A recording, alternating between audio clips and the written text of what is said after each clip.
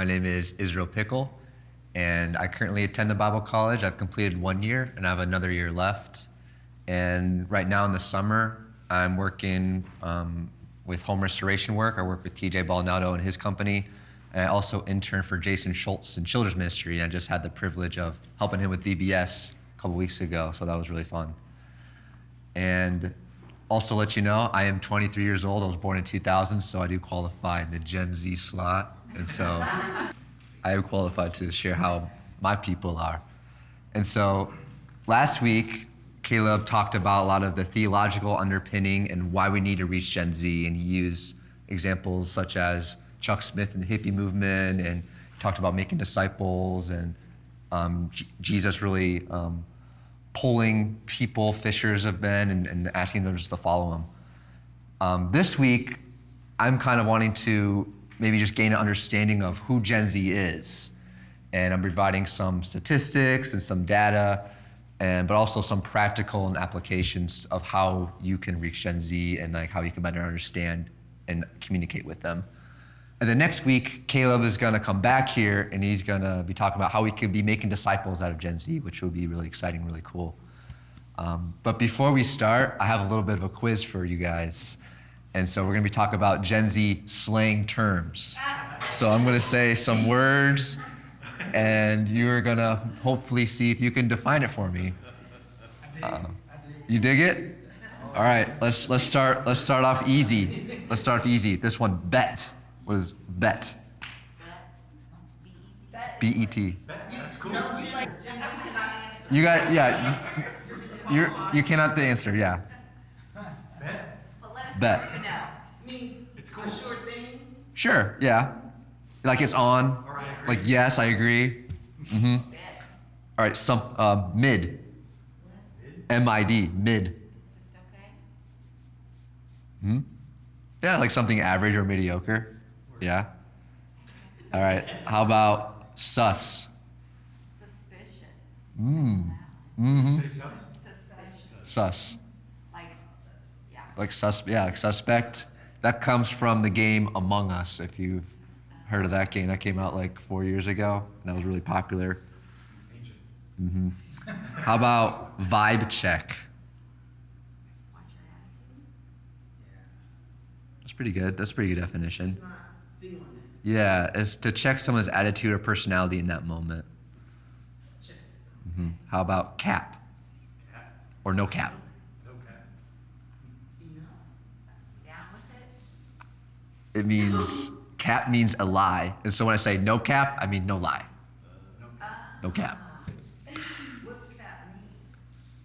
What is it short Lie. What is it short for? It's, I'm trying to think. So a lot of these I just pulled like from the internet. A lot of these I don't know where they're from. They're either from a lot of things like Twitter or like social media influencers say, and then that's how it's used, or it's used in a song. You just don't say things. Uh-huh. You have to know where they came from. Don't know what you're saying. Well, I know a lot of times like previously like words like rad or sick mean something bad, but now we're using it as good. Like, oh, that's sick. Like, well, that's bad. Like, no, that's rad. That's dope. Like, Dope. that's not really dope, but I saw dope isn't dope. an older lady at Kroger the other day. She had a shirt that says God is dope. Big letters. I'm like, I like the shirt. So I need a There you shirt. go. She's trying to reach us, you know. It's cool. How about lit? Cool. Great. Lit. Lit. L-I-T. Lit means like fire or like something remarkable, interesting, is positive. It's lit, no cap. There we go. You can start adding them together and make like your own thing. I was with the VBS LITs, Leaders in Training, and I was like, oh, you guys are like the lit squad. They're like, what? They like didn't know what I meant. I'm like, shoot, well that saying is now kind of being under the radar. What about fam? Fam. Yeah. Family, brothers. Fam. Exactly. What was the first word? Yeah. Bet. All right, couple more. Yeet. Yeet. Yeet is yeet. Yeet. Like yeet something. What does that mean? Like a yeet.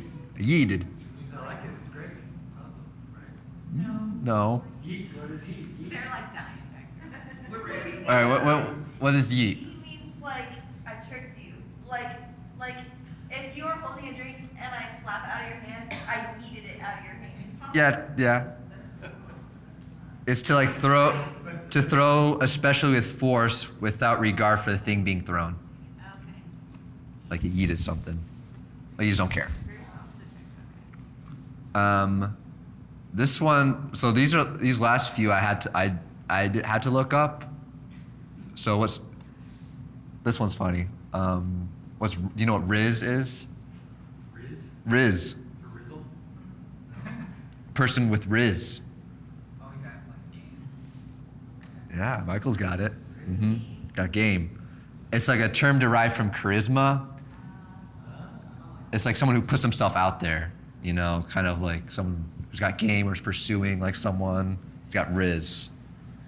During Camp Indy, one of the campers, she's only like 11, but she talked about like, instead of like pickup lines, she calls them Riz lines. Okay. I'm just like, that's interesting. Slay. Slay. S-L-A-Y. Is that your car? Not Santa's sleigh. Slay means like describe something impressive or something positive. It can be used as a noun or expression of admiration. Yeah. But isn't Riz not in Gen Z? Isn't that more like the new? It's, well, we're gonna be talking about that, but like Okay. Gen Z ends around 2012-ish, and so it's like the latter part maybe. Because I haven't heard it until last week. That doesn't mean it's not Gen Z. It could still be Gen Z, because Gen Alpha, which is the generation after ours, like is like 2013 to like, Early Gen Z. yeah. That's the new generation, but they're like, it's from 2013 till now, so they're like young kids. Right. So I'll go into a little bit more of like what distinctions of Gen Z. I think that's, let him cook. Let him cook. It's most likely a Breaking Bad reference, being he's good at what he does. I think that's from Breaking Bad, yeah. It's like let one plan something, or, yeah. So, Seen that TikTok when Gen Z sings a worship song? I should see that. You should see it. I'll show you. Is it funny? Yeah. It's funny. Yeah. Oh, yeah. Ed has seen it. I asked him last week. So. There you go. Well, now you're educated in some of our lingo, so now when you talk with them, Yeah. you can start saying some of our phrases. Well, instead of being offended, we'll be like, yeah. Like you understand it.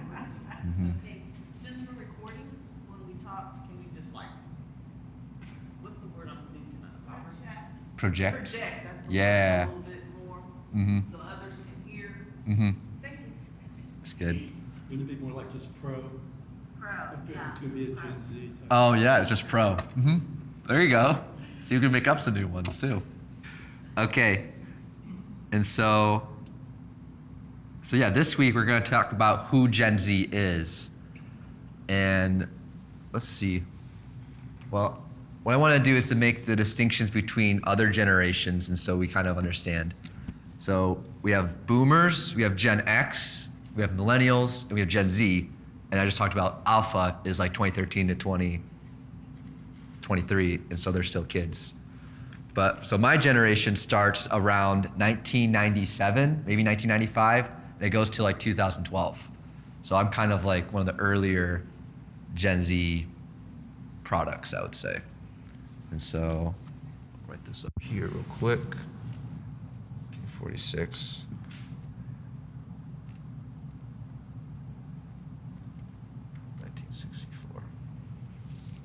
The Gen X, 1980. So millennials are Gen Y, 1981, 1996, and then Gen Z. All right. So these are the different generations. And so I fall under here, and one falls under one of these. I was gonna do one where it was like, raise your hand if you're out into this generation, but I think that might be too close to maybe other people, so we don't have to do that. I'm not up there. Yo, oh, uh-oh. You're just This a is, normal person. all right. And so during this, my time with you, I wanna talk about who Gen Z is through their method, through the message, media, mental health, and then response. So I'll write this down and then write points. I don't need this. Write the points under it. So their method. Let's do it here. Their message, media. Is they're called the silent generation, or also known as the traditionalist generation, Mm-hmm. from 1928 to 1945. Yeah. Traditionalists. Okay. There we go. And so distinctions of Gen Z. And so some things that make Gen Z distinct is they're post 9/11. They witnessed parents go through the recession in 2008. They lived through COVID. And I think one of the things that make them the most distinct is they live with smart technology. And so I have always known technology growing up is something that's always been just used in my home for planning things, for communicating, for just like everything in life is just revolved around technological counterpart. So that's something that makes us, I guess, distinct versus other generations.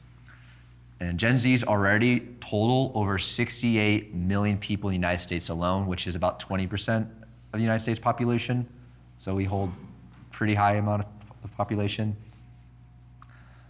And something that's kind of distinct also about Gen Z is that nearly 90% of Gen Z does not feel like their generation has been set up for success, and 75% feel they have a disadvantage compared to other generations. And hopefully we're gonna see why through the method, the message, the media, mental health.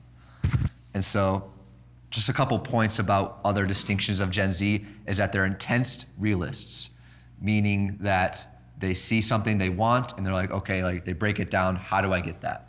So they want to purchase a car. Okay, how many hours do I need to work? How much money am I making? And how much time will that take? They're very much like, okay, like what do I want? How do I get it? And so that's just something that they're distinct in. They're also intensely competitive. And so they like to, I guess, like to compare and contrast, as we're gonna see, like a lot of these will interlink. And so something else is that they're very open about things. And so since a lot of information is out there for all to see, it's very easy to compare, contrast, and then try to like overcome and become better. Another thing is that they're activists. And so maybe versus like, for example, the millennials, is that instead of just being keyboard warriors, which is a term of this, they just sit at their keyboard and don't do anything.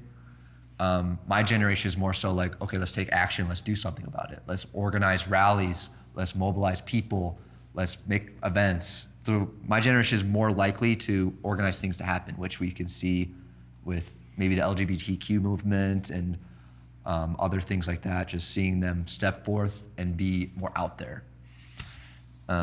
This is also the most stressed generation, which we're gonna see more of why in the mental health segment.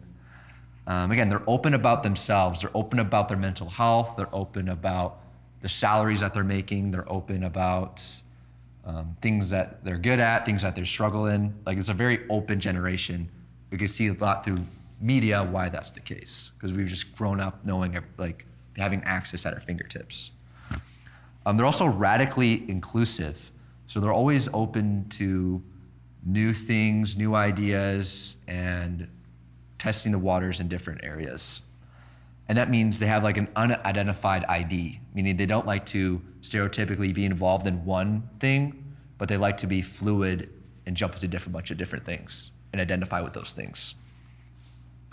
And so for them, it's a bit harder to slow down as there's constant change and innovation. Again, with technology and us growing up and being used to that, being technological natives, we see that there's always development in technology. And I think we can see that pretty clearly with AI technology. There's AIs that can create cartoon shows and make them into real life. I don't know if you've seen those kind of things. Those are kind of cool. There's now Chat GDP, which is like an AI chat, where as you type in any prompt, it'll give you like an automated, or automated response that's completely unique and different, and there's no copyright. So that's pretty unique. And then finally, they typically like to stand out more and be different. So they like to, which we'll see more in the method and the message, they like to like brand themselves in the way that they like to see fit. And so they're less likely to go with the norms of peer pressure per se. It's a bit complicated, I think, but instead of less more peer pressure, they kind of like to be like, I want to represent this because of this and this and this, because of this belief, and this is why. So they have more reasons of why they represent things and like to stand out more. All right, so now we go to their method. And so one thing I want to talk about here is their identity. And so Gen Z, they are a bit more nomadic, meaning that they like to identify with many different things. And so that involves, for example, branding. And so like a brand that they specifically attach themselves to could be something that is environmentally sound, or could be something that they agree with politically. And so they're likely to identify and put themselves with that brand as well. And then another thing is with work. So Gen Z, compared to other generations, is more okay with just quitting their job, as they feel like they have many options in front of them. And so they're more okay. It's less of a stigma to them to just simply quit their job and like find something else, because I think they've grown up with so many different opportunities, and now side hustles are now more just accessible, and it's a lot easier to make money online and do different things like that.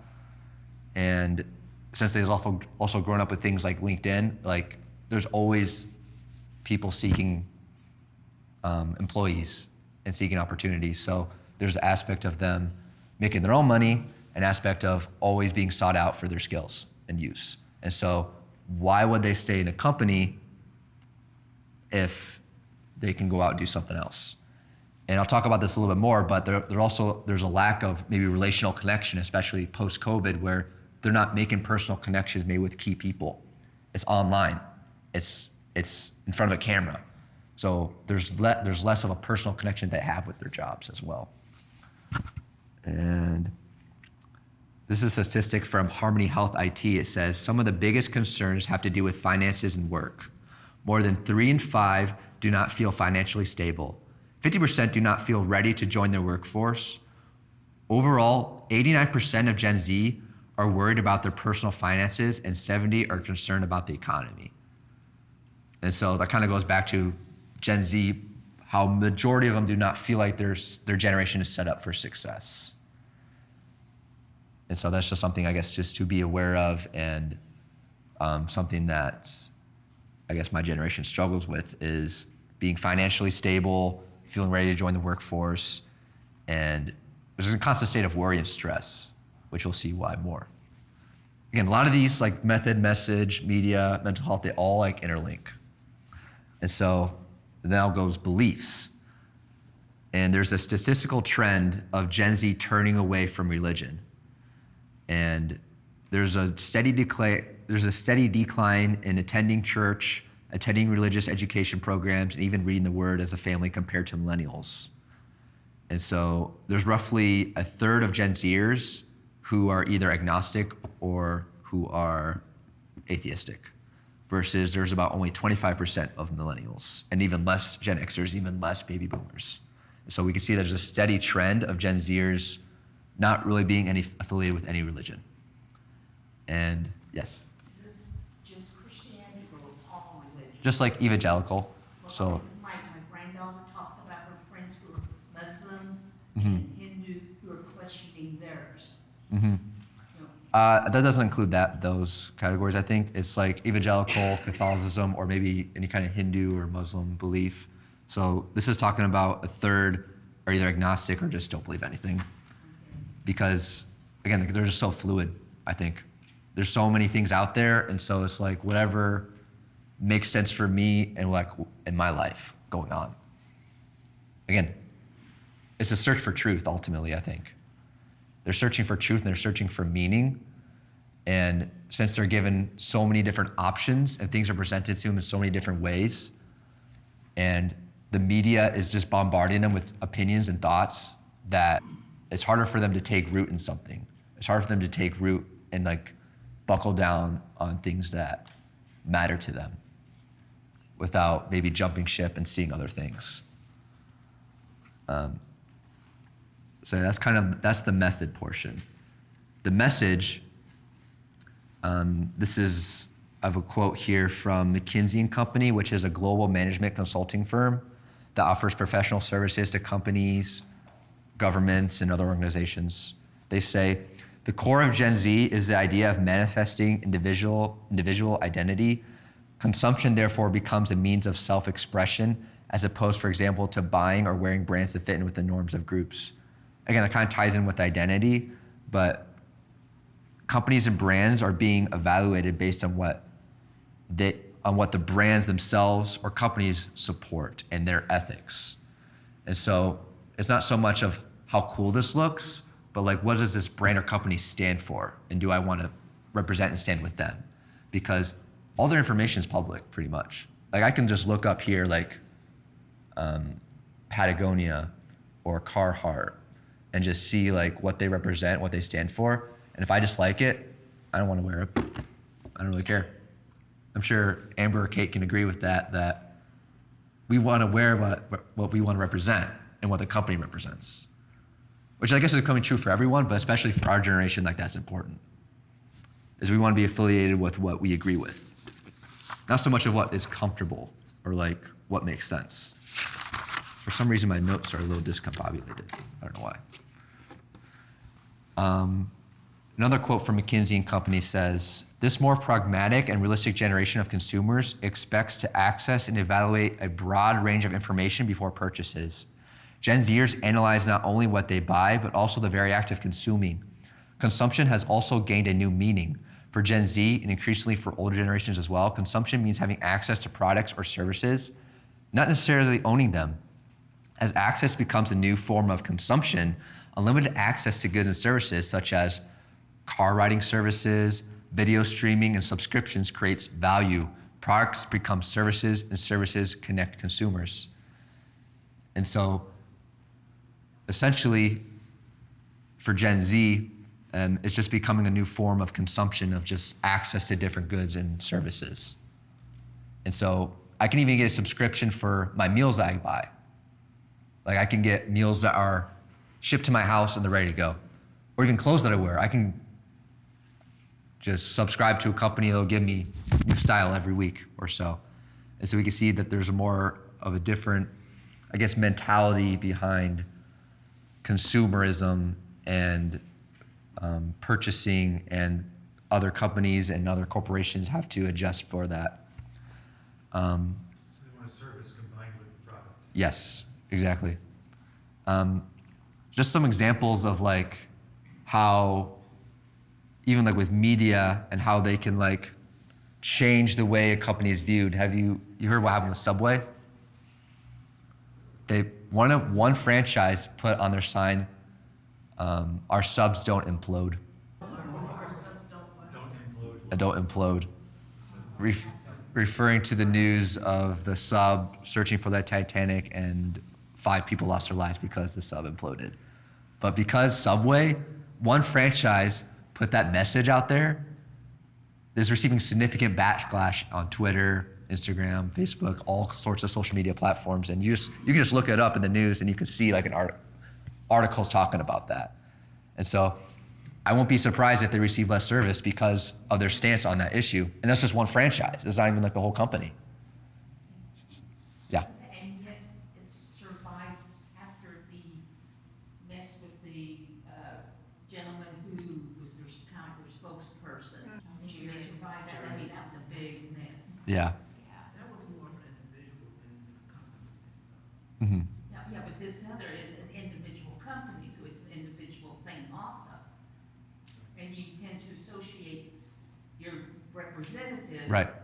If they are branding, Right. they look at, what he did, and they go, oh, I don't want to do Exactly. And likewise, with this franchise saying, oh, all subways are that way. Exactly. They're not thinking.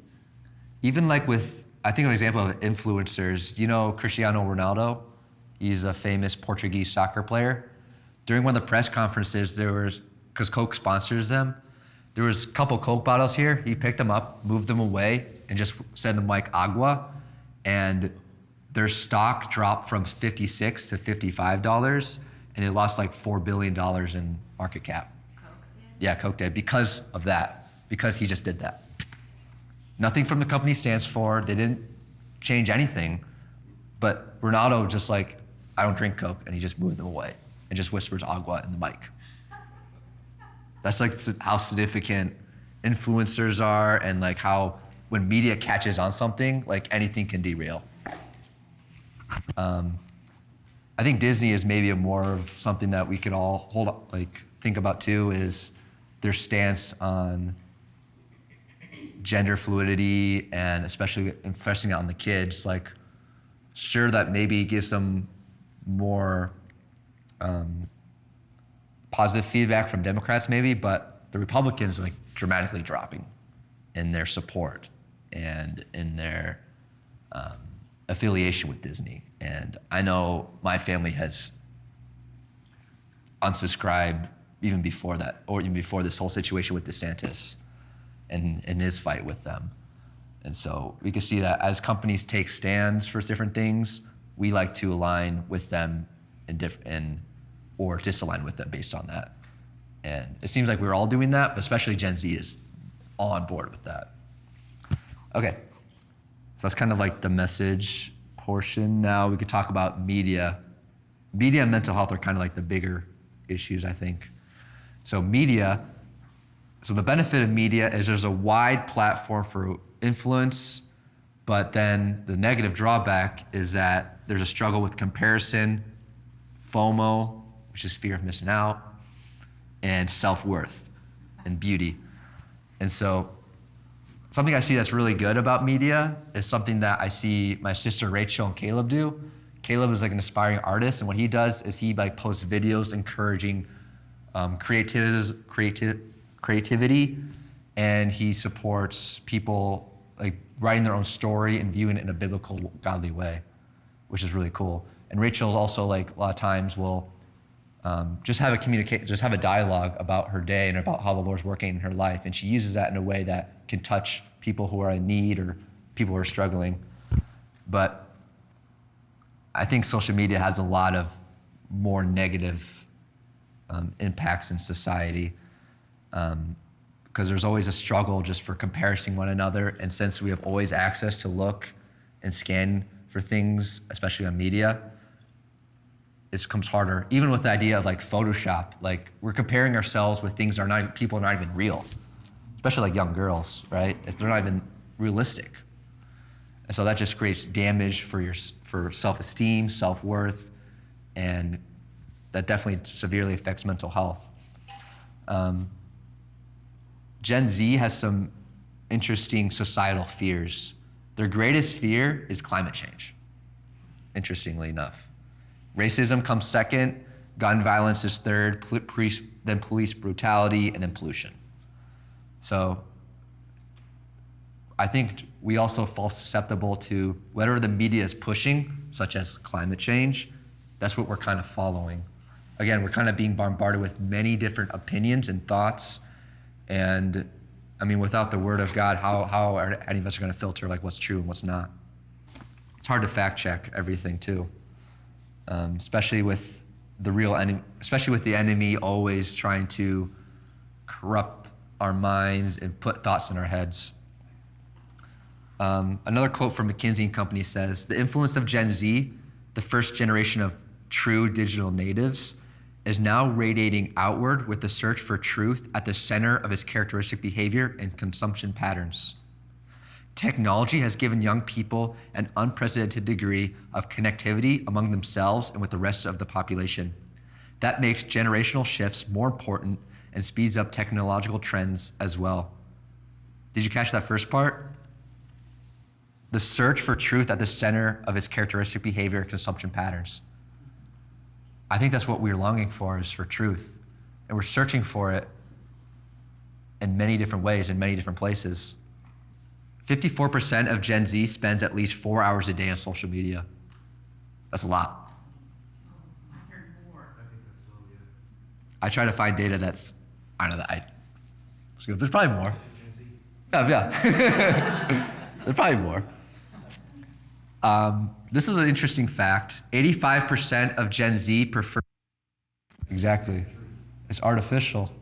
It's fake. You get the sense that you are, but texting someone, help, I'm struggling, and getting into details, paragraphs of text versus even calling them is radically different, versus seeing them in person is even different. And so more and more people are okay with just texting how they're feeling and what things are going on. And again, I think that's a contributing why we're the most stressed generation, why there's a lot of struggles with mental health, which I'll talk about in a bit. Yeah. Could you repeat those fears again? Yeah, so greatest fear, climate change, racism, gun violence, police brutality, and pollution. Yeah. So does Gen Z ever ask the question why to themselves? Like, why are these things important? And do they ever look forward?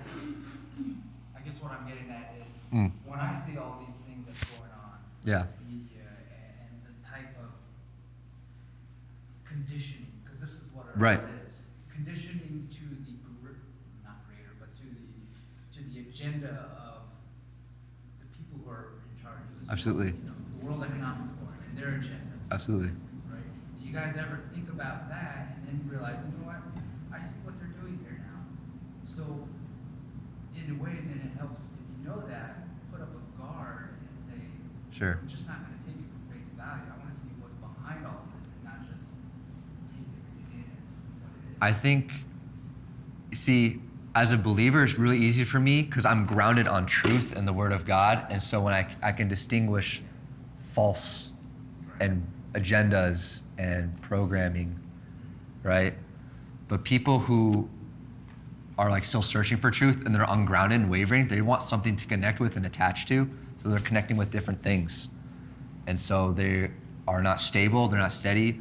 And I guess for them, like, following these different movements will give them acceptance. They get support, and they feel like they're accomplishing something new, something different, especially LGBTQ. Like, that's probably the main thing I'm thinking of. Maybe even Black Lives Matter before, to some degree. But these like different movements give them purpose, give them meaning, and then they receive acceptance because of that. So I think it's very hard for them to get out of that, especially since they're also just not grounded. They don't know what truth is.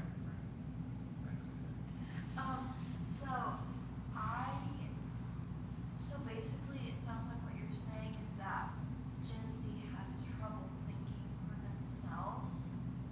It sounds like that's what you're saying. Just question things, at least. Yeah. Yeah, I agree 100%. Like, without Jesus, you know, there is no absolute truth to base anything off of. Yeah. So they're going to, but I do know unbelievers who do still question things and think for themselves, right? Sure. And say, okay, I don't want to be manipulated. Sure. And so I'm going to look beyond what's in front of me. What's the agenda? What's going on here? What's the real big thing? Right. And then that'll. I guess I'm just giving like a broad spectrum, but there definitely are like Gen Zers who like are able to do research and like figure it out and be like, no, I don't want to support that. But not having an answer to the why, even when you find an answer to the question, you don't have an answer to the why for the answer. That's where the foundation comes and causes the mental health issues. Yeah, exactly. Yeah, that's what I'm going to talk about next is, which I could probably just go to now. Yeah, I basically covered that. Yes, I think they do, where they find their answer is whatever's comfortable. Yes. Yeah, I feel like they're trying to think for themselves. Yeah. I mean, and then they want to. But I feel like, Satan is so crafty, like they're searching for truth, and I think they dismiss Christianity as maybe a source of truth, and largely because of the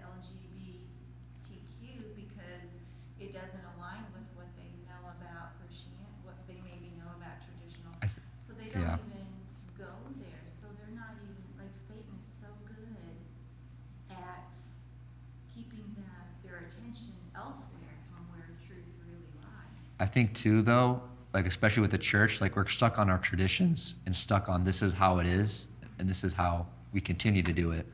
And so the songs that we listen to and the preaching that we listen to is something that Caleb, I think, talked about this, is something that was for people 20, 30 years ago, whereas like my generation, we don't really receive that as well. We can see that Chuck Smith, stepped out with the hippie movement and like he did something radical, right? He allowed them to play their music, allowed them to wear what they wanted to wear, and maybe even change the message so they can receive it and hear it. I was just noticing some of the things that we were saying, how we use the word Christianity, Mm-hmm.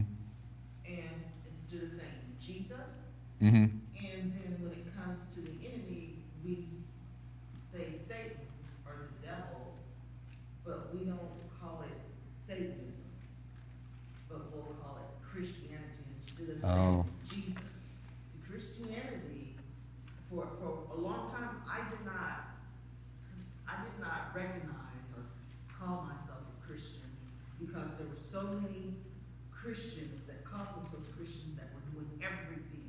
So when someone asked me if I was a Christian, I said I have a personal relationship with my Lord and Savior Jesus Christ. If that's a Christian, then yes. Right. But I just think that, we need to make more of an awareness of Jesus Mm. than Christianity. Mm-hmm. And Mm-hmm. because that kind of, if that's what a Christian is, I don't want any part of it. But what we're really, we want to bring them to Jesus, not Christianity. Right. Mm-hmm. Yeah, that's the goal. Mm-hmm. All right.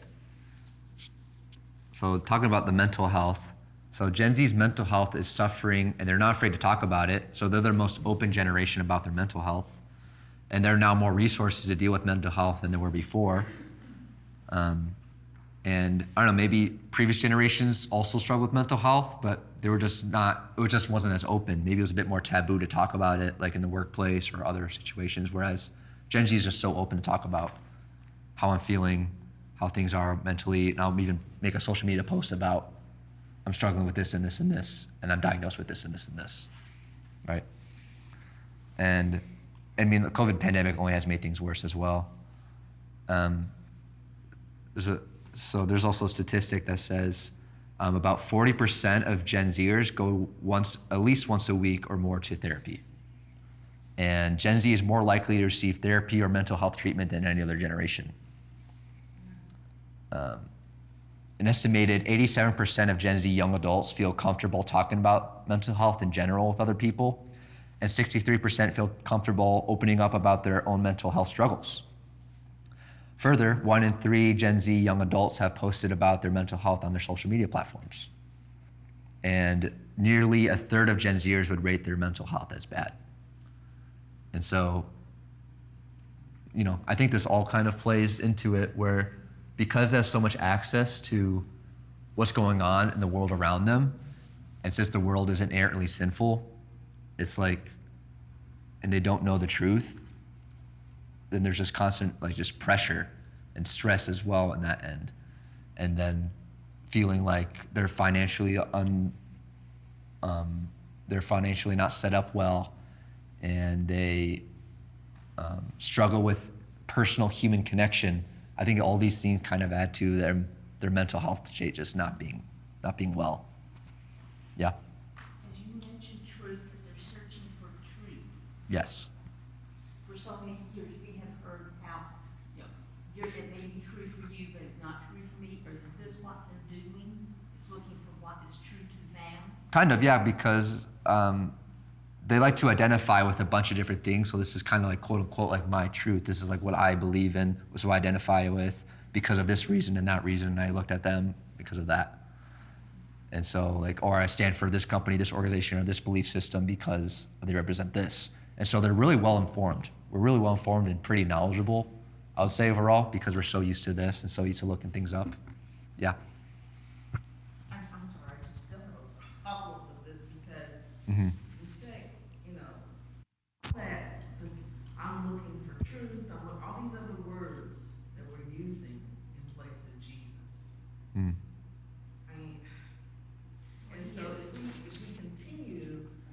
use these words, then the more it's gonna be, I don't know, complacency, deception, all that, because we're not using the name of Jesus. And there's Yeah. only one way to the Father, through Jesus. There's only one name in which man can be saved, Jesus. Right. Not the truth, Mm. not Christianity, not being, what's one of the words you use? Zappers, whatever it is. Not that, it's Jesus. Right. And I guess I'm not really stuck on it, but I'm repeating it because I kind of want to get that embedded. It's Mhm. Jesus, Mhm. not all this truth and my true north and all these different things. I don't know, that may be another generation, but still, Mm-hmm. we're not saying Jesus. Mm-hmm. Yeah, I mean, John 14:6, Jesus says, I'm the way, the truth, and the life. Don't close the Father except by me. So, like, what they're searching for is Jesus. I mean, that's right. So why are Yeah. we using other, names and acronyms instead of saying Jesus? Because I Mhm. relate truth to something else. I relate Christianity to a whole lot of different things. It says tradition makes the word of God of no effect. And you just spoke on that in our churches and our preaching is tradition. Right. Jesus. Right. And Mhm. I got, well, Julie, Yeah. I was listening to my daughter-in-law. Mm-hmm. She was discussing with a friend, a political matter, and she was saying how, don't give in to the parents. Hmm. Like, like she needed to belong to her generation that was separate from my generation, and there's like a war there or something, like, there's a conflict or something. The way Right. she put it, it troubled me, but I think too, I think we struggle with communication of how, I think we struggle with how we communicate with each other. And I don't know, maybe each generation has their own method of we're to do it this way because this is the right way to do it. And whereas our generation views things that maybe differently than other generations. And so, it's still Jesus, it's still the gospel, it's still, we need him, we need to accept him. So that doesn't change. But an example I was thinking of is how Paul went to Greece and he looked around and he studied them, he walked through with them, and then he even gave them favors. I know you're very smart, religious, intelligent people, and you even have this statue of this unknown God. If you were to do that with the Jews, they would be like, what do you mean? Or if he were to talk about Jewish history with Greeks, that he would completely miss them. They would not understand. Even though what Paul's speaking is true and it's good, there's a way that we can, I think, reach, generations with that similar principle, maybe, that similar mentality of trying to understand and seeking to maybe in a way that they can receive it as well. Yeah? Julie, what you were saying about them kind of turning against parents, I think we have a victimhood mindset. I think Yeah. we've developed that. Because everybody's fallen and everybody struggles with different things, and we're all flesh. We all have a flesh, and I think Gen Z, maybe it has to do with media, but when someone doesn't understand us, or when someone says their opinion in a way that maybe isn't the most graceful, we take that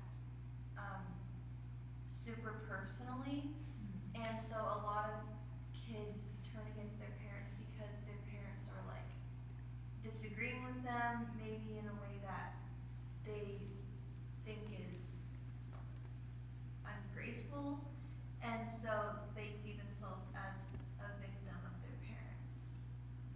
Does that make sense? yeah. I think we were raised to do as I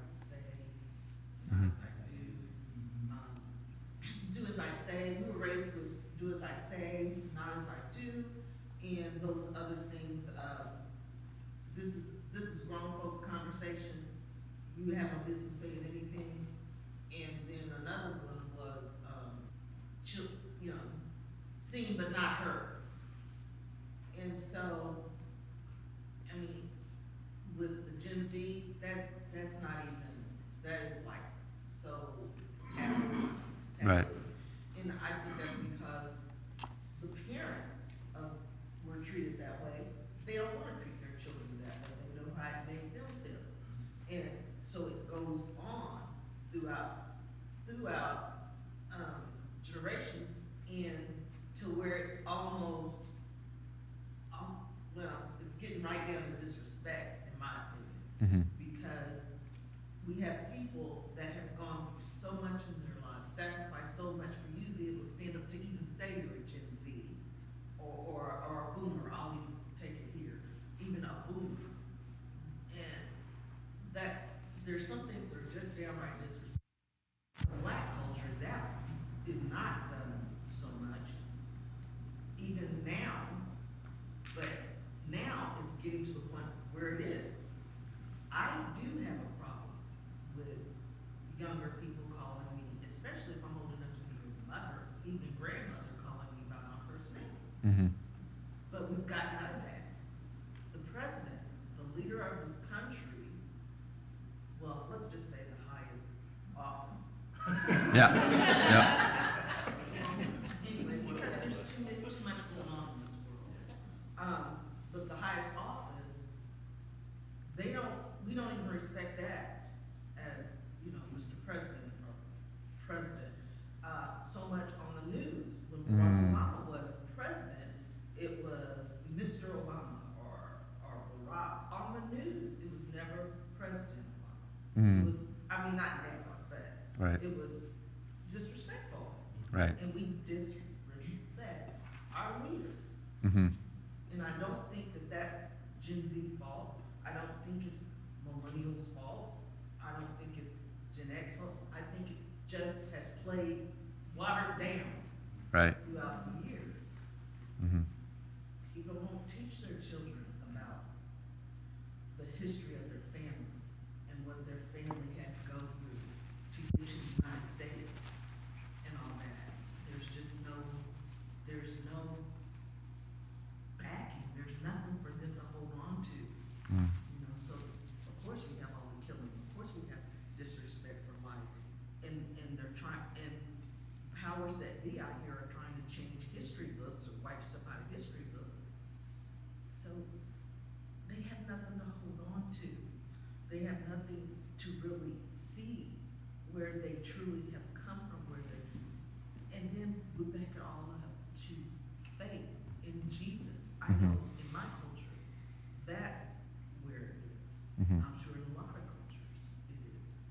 But we've watered down the truth so much that it's unrecognizable, and that is exactly what the enemy has planned.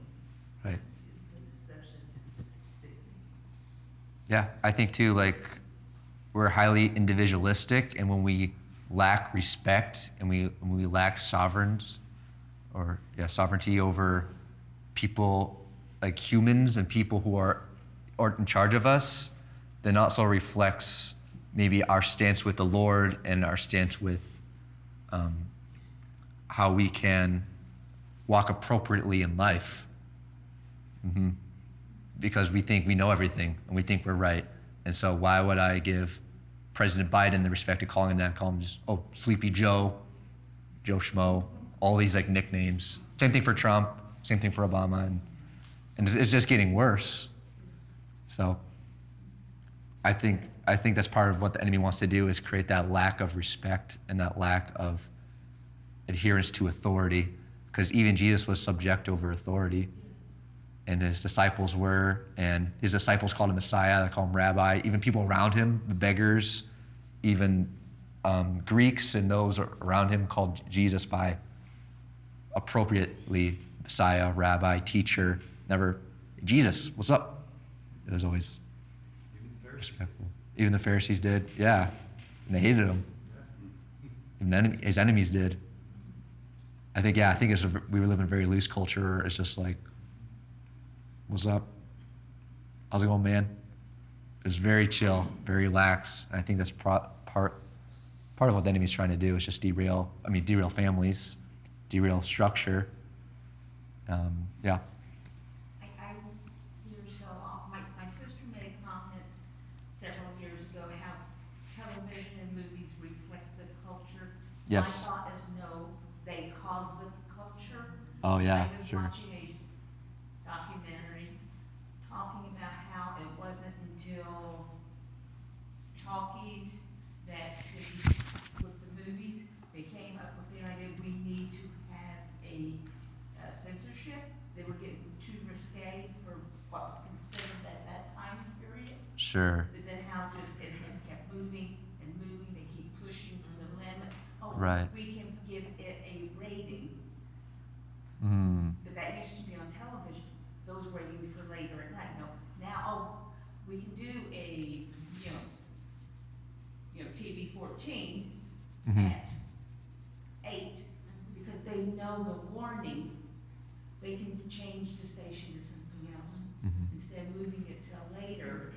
Mhm. I really think that there's so much influence that comes from the entertainment Right. that pushes us. I mean, I saw it Right. in the 60s as I was in high school.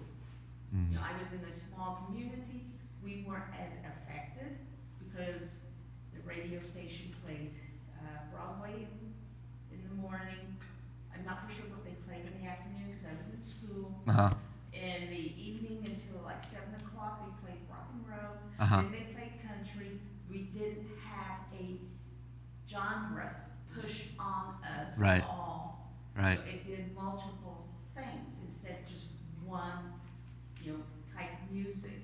Mhm. I really think so much of that has caused the culture because we thought that was the culture. Mm. Right. There's a lot of subliminal messaging, and that's kind of what Michael was alluding to. There's agendas being, I guess, pushed on, and because there's, I guess, a ability to choose, an ability to just kind of facet on something, it's a lot harder to distinguish what is reality or what is truth or what is of the Lord and what is not. And something that I need to be aware of too is like what I allow to feed what I allow to feed on and what I allow to intake me, because if I'm feeding on the flesh, if I'm feeding on things of the world, then that's going to affect my walk and my spiritual state and my effectiveness to be a disciple maker and a witness for the Lord. So I agree with that. Mm. I think there's one thing that our generation and above don't really understand is that what you pointed out at the very beginning is that you guys grew up with devices in your hands. Yeah. And at least the screen you can see in front of you. Yeah. And you have access to all kinds of things that some of us still haven't seen. Mm-hmm. Right. You might have seen it 3 or 4 years old. Mm-hmm. So, and we would say, oh, you're not old enough for that kind of question, or some of the things that she was pointing out. We didn't know what you were looking at. Right. If you have the question, then we should be responsible enough to give the answer because you might have been watching something that we didn't know you were watching. Mm-hmm. So I think that in that area, in that sense, that you guys might have been educated faster in certain ways than we were. Mm-hmm. Just because we yeah. had access to things that, we didn't know about some of the things that we needed to censor when Gen Z was younger. I think the enemy tries to strip away the innocence of the children, of kids. I see it, you see it in the school systems where there's pornography in human biology books. And just dumbing down of education too, but they're stripping the innocence and stripping the purity of children, and so now they're tainted, and now they're stressed, and now they don't know what to do. By the time you're in middle school, you're worldly because of all the stuff that you have access to. And you don't know how to handle that. They're still developing. We have a family member who, they have 3 children, and these children have never lived in a home. Wow. And their parents, I think, but they decided they do have computers and they do homeschooling because their children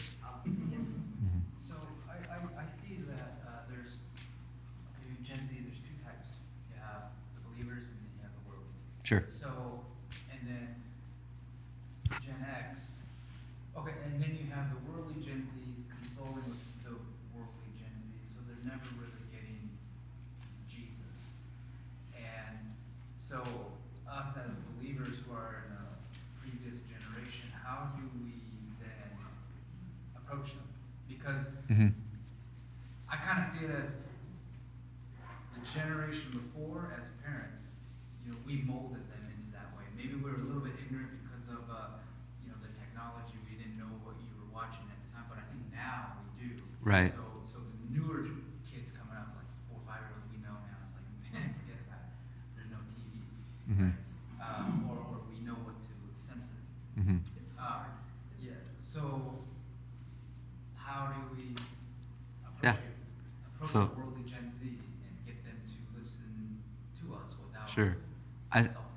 Something that I'm just really practically is I just listen to them, and then whenever I have communication or talk with people, like I meet at a coffee shop, I'll just ask like how they're doing and what they're into, and people like to talk about themselves. Yeah.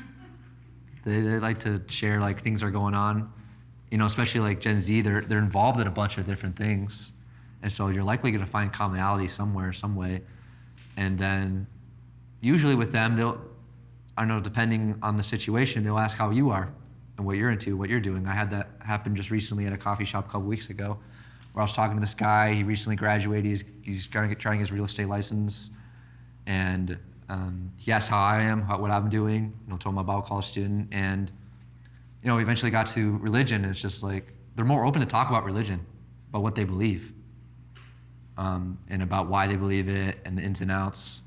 And so, a lot of like what I can do is just represent through the words I speak, but also if I'm going to be with them multiple times, just through the way I act and the way that I'm just different, and also that I'm intentional. And so they hear it and they see it, and then they're like, maybe I want to try that. I want to do that, because I think it's a generation that's much more open to finding what matters, which is Jesus. That's what matters. That's what changes me. They're going to see that change. They're going to witness that change. They're going to witness the fragrance that I'm leaving behind, hopefully not based on what I do, but based on him working through me, and then be open. That kind of trails to, I want to read from the Bible a little bit. So 1 Corinthians 9:19 through 23. I really like this segment. I think this kind of speaks well into the situation with Gen Z. It says, "For though I am free from all men, I have made myself a servant to all, that I might win the more. And to the Jews I became as a Jew, that I might win Jews. To those who are under the law, as under the law, that I might win those who are under the law. To those who are without law, as without law, not being without law toward God, but under law toward Christ, that I might win those who are without law. To the weak I became as weak, that I might win the weak. I have become all things to all men, that I might by all means save some. Now this I do for the gospel's sake, that I may be a partaker of it with you." It's for the sake of the gospel, that we might win some, that, we can reach down, that you can come and meet me where I'm at and seek to understand, so that you may win me to Christ. With that verse, those verses, where do you draw the line? Because I also see maybe Sure. some Christians that say, well, I want to look like the world so that I can attract them to me. So I'm going to dye my hair. I'm going to put piercings on. Like, what do you? Yeah. Well, So I guess yeah. this is more like a question of parents and Sure. kids. Like, how far do we let them go? I think the example is Jesus. Yeah. Mhm. Because Jesus, Personally, that's because look what he did the example is Jesus, because look, he did a lot of different things. Okay? Right. So he talked to prostitutes. Yeah. And But he he went didn't out look of like his, them.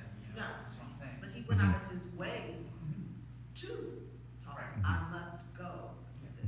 So, that example, I think there's a lot of examples from Jesus himself. Mhm. I think we have to follow the word, and if high, so I gotta get high so I can be philosophical with them and talk about Jesus. No, not necessarily, well, no necessarily, but no. So, I just think there's a lot of examples in the Word. All things are lawful, but not all things are helpful. There you go. We can go where they are, but not do what they do. Right. Oh, yeah. So when you have a believer, a young believer says, well, I want to look like the world so that I can. Well, I'll give you an example. Ready? Yeah. My sister Rachel, she's having an apprenticeship for being a tattoo artist, and she's getting more and more tattoos because that's a calling that she has in life for her to minister to people with tattoos and use her tattoos to minister to people. Yes. For me, I don't see that as something that I feel like I should do. I don't think tattoo would help me in my calling and my ministry and what God wants me to do. But for Rachel, he does. Now, am I right? Is she wrong? No, I don't think so. I think it just depends. Like if you want to get mohawk, if you want to get piercings, okay. I see nothing wrong with that. Putting yourself in It's sin, harder for older generations to Yeah. deal with that. sure. Because they're a little more But traditional. then you're getting back to Chuck Smith and the hippies. Right. Because Jesus radiates, the Holy Spirit radiates from the inside out. So, I may have purple hair, but it may, glow. I don't know, but I just think it radiates from the inside out. Mm-hmm. I think I can use almost anything. Well, what the devil meant for harm, God uses for good. Mm-hmm. And so, I may have my whole arm may be tapped, but I can just totally, when someone asks me about it, I can turn that into the gospel. Mm-hmm. I'm sure that I know that's what Rachel does. Oh, yeah. because I talked to her yesterday, so. Yeah. Mm-hmm. Yeah, anything can be used form of ministry, anything you're involved with.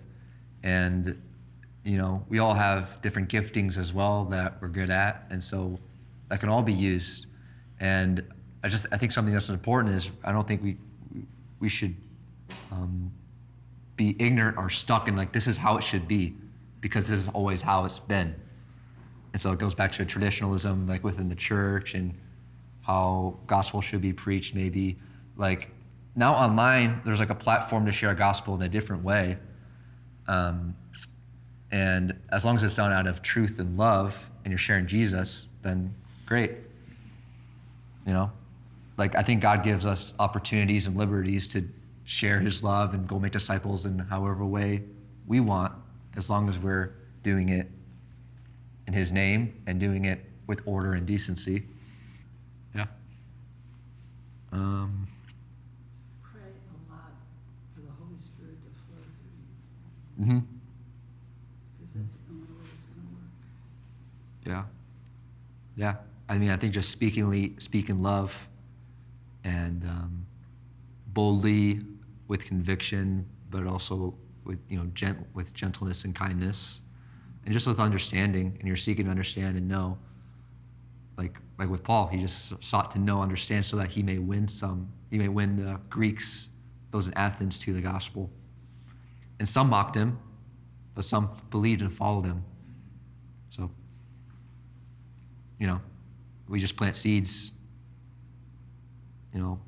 I plant, Apollos water. It is the Lord that gives the harvest. So it is when he does the work in people. And it may not be, we might not immediately see the result of that, but we're just called to be faithful and just be a witness and to share his love and share truth and share him. Mm-hmm. I think as a parent, we have a very difficult time. We don't immediately see results in our children. Mm. And the idea of having to be patient. Yes. And then as they get older, they come to the Lord, they are so impatient. At least my daughter, I have one daughter is, the other one isn't. They're both now believers, but they're, the difference in how they're treating their own kids that I'm aware of. Mm-hmm. But I think, as you said, it's the Lord that brings the harvest. Yeah. We have to be faithful to plant the seed in Mm-hmm. such a way that they're going to receive it and not reject it. Mm-hmm. Absolutely. Yeah. Just being faithful, just sharing the word and teaching them, instructing them, and then ultimately it's their faith and their walk. Yeah, and it's between them and the Lord, ultimately. My family is walking through that right now with my youngest sister, Hannah. My dad is learning and trusting the Lord and giving her more freedoms with like technology and things like that. Whereas before he was very much like restricting her so much, and that caused just rifts with her and him, rifts with her and her walk with the Lord. And so he's walking through, and the Lord spoke to him this way, just, okay, like allowing, like he still has a handle on it. He's not just like, okay, whatever. Like he still has a handle, but he's giving her more freedom under his care. And so she has the ability to do more, make choices, make decisions, and kind of learn that way, which is harder, but yeah. Mm-hmm. All right. One more thing. Sure. Is, as a parent, don't beat yourself up saying, Mm. why didn't I do this? Why didn't I do that? I was a really crummy parent. Mm. You know, you did the best that you could at that time. Mm. Now move on. Mhm. Don't beat yourself up. You know, if you weren't walking as closely with the Lord during that time that you had children, just don't beat yourself up. You know, take it from this point forward. Right. Mm-hmm. I think there's grace too, and you know, God desires all to be saved and come to repentance, and He uses many different means. But yeah, there's grace with that, and you know. All right, I think we're well past time, so I can close this in prayer. Did you have one more last point or anything? Is there something like? Well, we kind of did talk about the response. I think we've gone through all of those. Yeah. Discussion, but I just Yeah. wanted to make sure you got. Yeah, I read what I wanted to read. I was going to read the part about Paul preaching, but I talked about those points, so I think we're good. Mm-hmm. Okay. Lord, just thank you for this time, Lord. Thank you that we're able to just come here and just learn how to make disciples, Lord, and learn how to reach a generation of just kids and young adults, Lord, and who are just searching for you ultimately, Lord. And so I just pray that we be able to just walk in faith, Lord, and trusting you, and may we just be a witness for you in our words, in our conduct, and may we just show kindness and understanding, even though when we don't understand, Lord, and may we just be open to see you move ultimately, Lord, and may you just continue just to work in our hearts, Lord, a love for you and a longing for you, and a heart to see my generation and everyone around, Lord, just to know you. And so may you just go before us, Lord, and may we just trust that it is your word and your work, Lord, and you're just working through us and in us to do your will. So thank you for this opportunity I have just to share some things, Lord, and may you just go before us today. I pray this in Jesus' name. Amen.